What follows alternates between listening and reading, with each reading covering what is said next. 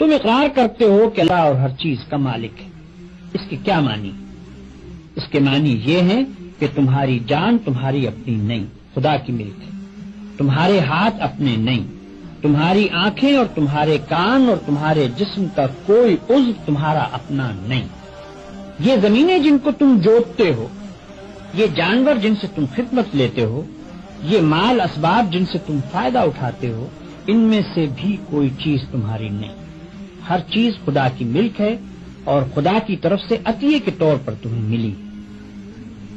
اس بات کا اقرار کرنے کے بعد تمہیں یہ کہنے کا کیا حق ہے کہ جان میری ہے، جسم میرا ہے، مال میرا ہے اور فلاں چیز میری ہے؟ دوسرے کو مالک کہنا اور پھر اس کی چیز کو اپنی قرار دینا بالکل ایک لغو بات ہے۔ اگر در حقیقت یہ بات سچے دل سے مانتے ہو کہ ان سب چیزوں کا مالک خدا ہی ہے تو اس سے دو باتیں خود بخود تم پر لازم ہو جاتی ہیں۔ ایک یہ کہ جب مالک خدا ہے اور اس نے اپنی ملکیت امانت کے طور پر تمہارے حوالے کی ہے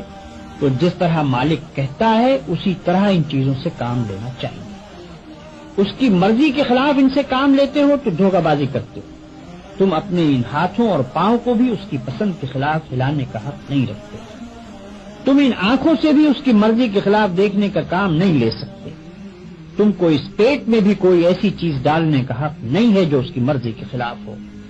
تمہیں ان زمینوں اور ان جائیدادوں پر بھی مالک کے منشا کے خلاف کوئی حق حاصل نہیں ہے۔ تمہاری بیویاں جن کو تم اپنی کہتے ہو اور تمہاری اولاد جن کو تم اپنی کہتے ہو، یہ بھی صرف اس لیے تمہاری ہیں کہ تمہارے مالک کی دی ہوئی ہے، لہذا تم کو ان سے بھی اپنی خواہش کے مطابق نہیں بلکہ مالک کے حکم کے مطابق ہی برتاؤ کرنا چاہیے۔ اگر اس کے خلاف کرو گے تو تمہاری حیثیت غاصب کی ہوگی، جس طرح دوسرے کی زمین پر قبضہ کرنے والے کو تم کہتے ہو کہ وہ بے ایمان ہے، اسی طرح اگر خدا کی دی ہوئی چیزوں کو تم اپنا سمجھ کر اپنی مرضی کے مطابق استعمال کرو گے یا خدا کے سوا کسی اور کی مرضی کے مطابق ان سے کام لوگے تو وہی بے ایمانی کا الزام تم پر بھی آئے گا۔ اگر مالک کی مرضی کے مطابق کام کرنے میں کوئی نقصان ہوتا ہے تو ہوا کرے، جان جاتی ہے تو جائے، ہاتھ پاؤں ٹوٹتے ہیں تو ٹوٹیں، اولاد کا نقصان ہوتا ہے تو ہو، مال و جائیداد برباد ہو تو ہوا کرے، تمہیں کیوں غم ہو؟ جس کی چیز ہے وہی اگر نقصان پسند کرتا ہو تو اس کو حق ہے